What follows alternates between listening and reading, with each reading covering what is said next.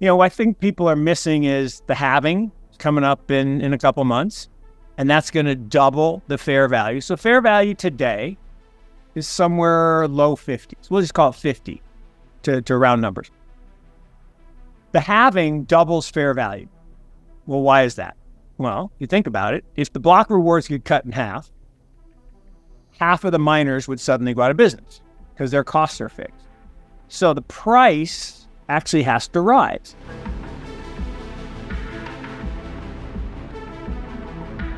That says that the fair value would be 100. Well, by summer this year, we'll enter what's called crypto fall. So we're in crypto summer right now. Crypto fall is where we get the parabolic craziness. It's been all-round positives for Bitcoin and the overall cryptocurrency market over the past few days. On Monday, Bitcoin, the leading cryptocurrency by market cap, smashed a new yearly high of $50,000, its highest price since December 28, 2021. The $50,000 milestone comes amid increasing optimism for the Bitcoin halving event expected in April 2024. The spot Bitcoin ETFs have also contributed to the increasing bullishness and overall strength of the cryptocurrency market. All of the previous bearishness caused by the GBTC sell-off now seems to be completely behind us. According to recent data from Bloomberg, Bitcoin ETF inflows have been bigger than GBTC outflows for 10 consecutive days. The inflows have, in fact, been accelerating in recent days. For example, the Bitcoin ETFs recorded $541.5 million in inflows last Friday, much more than most people expected after weeks of trading. In addition, the newborn 9 are making giant strides in terms of Bitcoin accumulation and asset buildup. According to data from Monday, the 9 new Bitcoin ETFs have accumulated 218,192.7 Bitcoin in just 1 month of trading. They also hold over $10 billion in assets.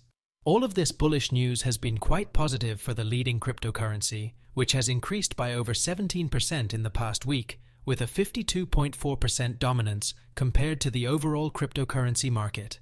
Everything is escalating quickly, but this is only the beginning, according to renowned hedge fund manager Mark Yusko. Mark is the founder, CIO, and managing director of Morgan Creek Capital Management, an investment management firm that advises pension funds, endowments, and wealthy individuals. Before the approval of the spot Bitcoin ETFs last month, Mark frequently talked about how Bitcoin-based exchange-traded products would help unlock a portion of the $30 trillion controlled by wealth managers who had been locked out of crypto. With the approvals, the upcoming halving event, and rapidly increasing interest in Bitcoin, Mark predicts that things are about to get even crazier and more exciting for Bitcoin investors. We will now bring you clips from Mark's latest interview with Crypto Nutshell. Please watch, share, and like this video, subscribe to the channel, and turn on post notifications for more videos like this. Thanks, and enjoy the video. Almost how I expected it to go, except for the last little wrinkle, which was I didn't anticipate Vanguard, UBS, Bank of America, Merrill Lynch basically coming out and saying, no, you, our client, can't put your own money in this approved product. I really thought this was like the last barrier for all the big advisors to gain access.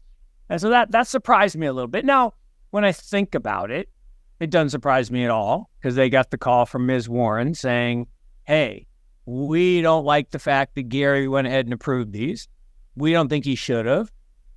He kind of had to. I mean, the courts told him he had to because he had no reason to deny them.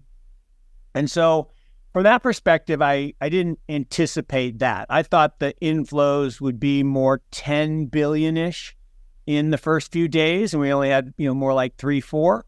So that surprised me a little bit. On the other side, it played out almost exactly how I thought it would.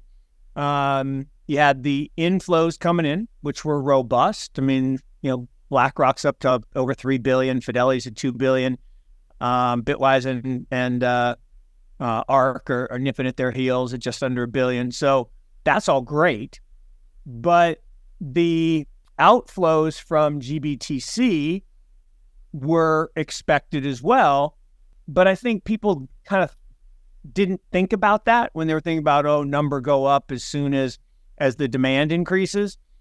And the part that I really didn't anticipate, although I did tweet out about this a little bit, there was a little known change that was happening the same day as the approval of the ETFs, which was there was a new line of futures being introduced at CME. And basically what that means is there were going to be a whole bunch more short sellers on the other side. So I think what happened, I don't have any inside baseball, but what I think happened was some of the big dogs accumulated Bitcoin leading up to the launch. And that pushed us from kind of 40K up to that, momentary spike to 47. And then you have the launch and they start selling to themselves, right? So they could secure supply.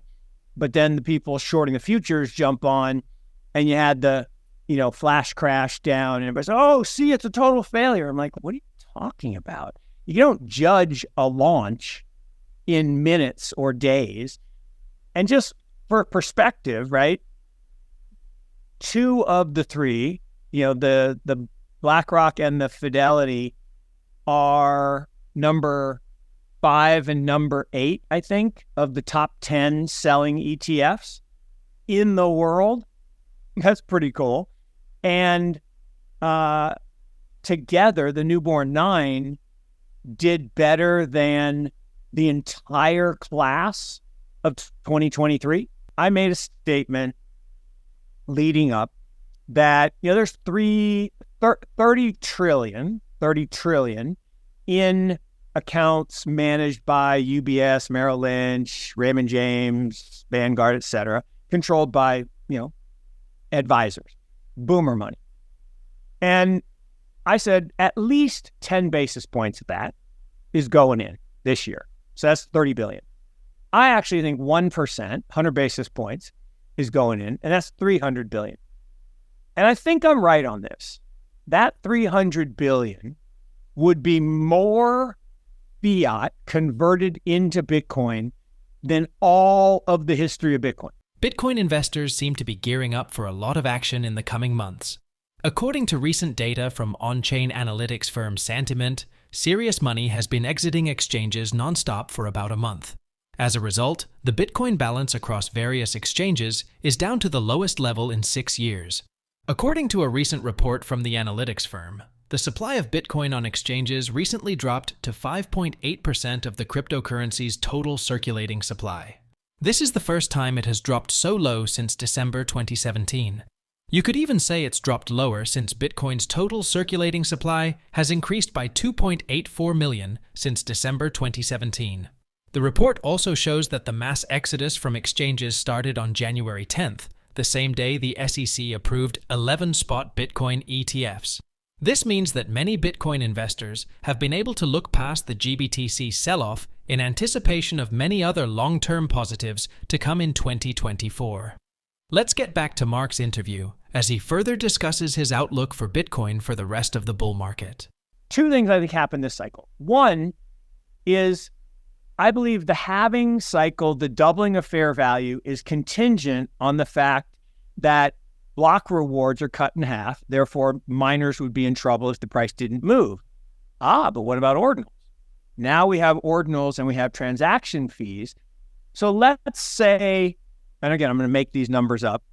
Let's say that impact is 50%, meaning we're going to have 50% less upside from the reduction of block rewards because the miners can make up some ground through transaction fees. So let's say we go to 75 instead of 100. That's actually where I think we're going to go. Call it 75 to 80.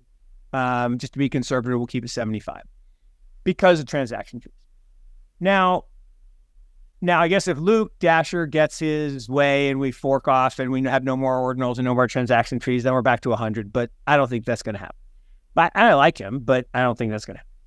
So I like ordinals, and I own some assets on ordinals. So I like on-chain monkeys. But I think 75 is the new fair value. We'll move from now to the halving to the 50. Then post-halving, 50 to 75. How fast? I don't know. It doesn't really matter. So then we get 75. Well, now the traders and the speculators and eventually the gamblers. Well, this cycle, I think there's less leverage, right? They clamp down on Binance and they clamp down on Voyager and Celsius. And so there's just less leverage.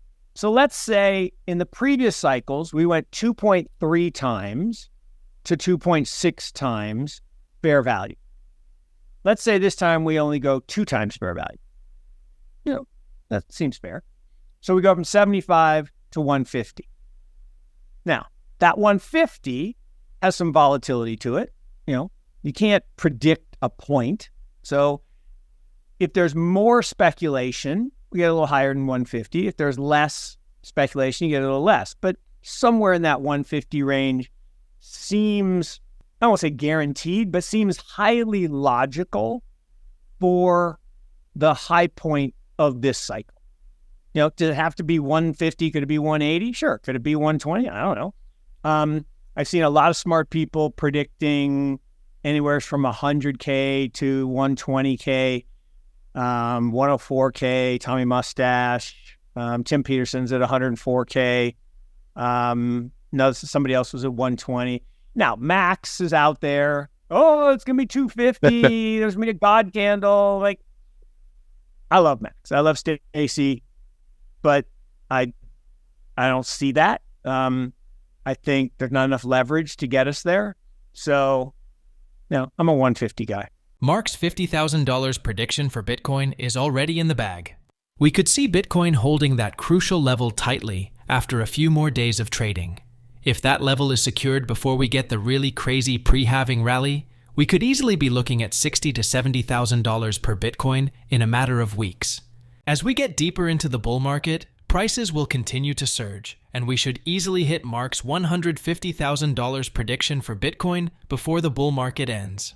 Again, this is all so unbelievable, because when Bitcoin hit these levels in the last cycle, we had gone much farther into the bull market. But now, we could say this is all just starting, and everything is already moving so fast, it's dizzying.